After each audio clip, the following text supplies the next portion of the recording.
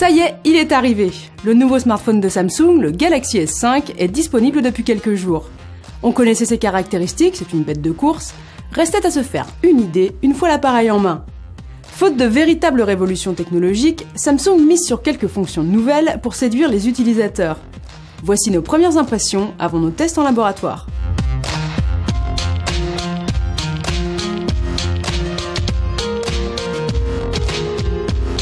Commençons par une petite comparaison physique entre le Galaxy S5 et son prédécesseur, le Galaxy S4. L'écran est un tout petit peu plus grand, mais la différence de taille entre les deux appareils est assez nette. Au dos, le plastique lisse a laissé la place à un plastique mat creusé de petits points. À l'intérieur, comme d'habitude, Samsung a intégré tous les composants les plus haut de gamme. On pourrait difficilement faire plus sur un smartphone. L'appareil fonctionne avec Android KitKat, la version la plus récente du système de Google. L'écran Super AMOLED Full HD et le processeur Snapdragon 801 procurent une excellente réactivité. Le capteur photo atteint 16 mégapixels. L'appareil s'avère très rapide au déclenchement.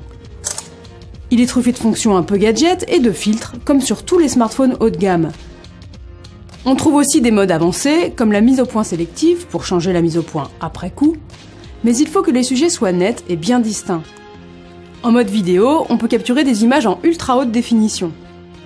Par contre, on perd alors certaines options, comme le mode HDR, la prise de vue pendant un enregistrement vidéo, ou, plus embêtant, le stabilisateur, mieux vaut alors ne pas trop trembler. On peut aussi filmer en accéléré ou au ralenti. Le Galaxy S5 intègre un port micro-SD pour augmenter la capacité de stockage, limitée par défaut à 16 Go, dont plus de 4 sont occupés par le système. Mais passons sur la technique pour nous intéresser aux nouveautés. La première, sans doute la plus intéressante, c'est que le Galaxy S5 est annoncé comme totalement étanche et résistant à la poussière.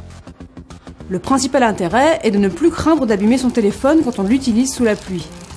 Inspiré par Apple et par son iPhone 5S, Samsung introduit sur le GS5 un lecteur d'empreintes digitales.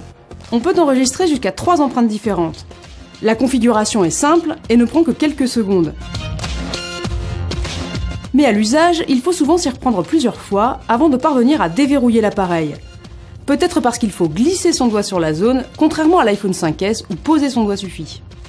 Nouveauté par rapport à Apple, le capteur d'empreinte est censé servir à payer ses achats sur Internet avec PayPal. Mais malgré nos tentatives, nous n'avons pas réussi à finaliser une transaction avec notre empreinte. De toute façon, cette méthode soulève quand même des questions de sécurité. Autre nouveauté, au dos de l'appareil, on trouve un cardiofréquencemètre pour surveiller son rythme cardiaque.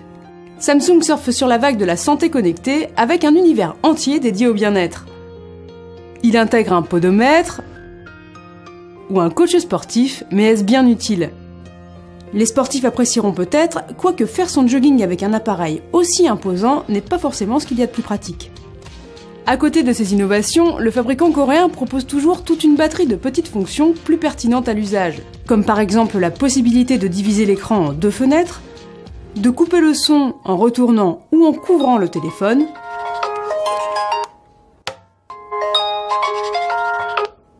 un mode privé qui permet de protéger certains contenus par un mot de passe, ou bien une boîte à outils qui offre 5 raccourcis vers ses applications préférées. Samsung propose aussi des options intéressantes. On peut par exemple combiner le Wi-Fi et les réseaux mobiles pour télécharger plus vite des fichiers volumineux. On trouve aussi de nombreuses options pour personnaliser son téléphone. On est loin de l'univers figé des iPhones d'Apple, grand concurrent des Galaxy de Samsung. Pour finir cette première prise en main rapide, précisons que le Galaxy S5 propose aussi un mode ultra économie d'énergie qui permet, selon le fabricant, de tenir plus de 24 heures quand il ne reste que 10% de batterie. L'appareil passe alors dans un mode basique, écran noir et blanc et applications limitées. Le Galaxy S5 est très agréable à utiliser, bien que vu le nombre d'options proposées, il faut quelques jours pour ne plus se perdre dans les menus. A priori, il tient toutes les promesses d'un appareil haut de gamme, mais c'est le moins qu'on puisse attendre d'un smartphone vendu 679 €.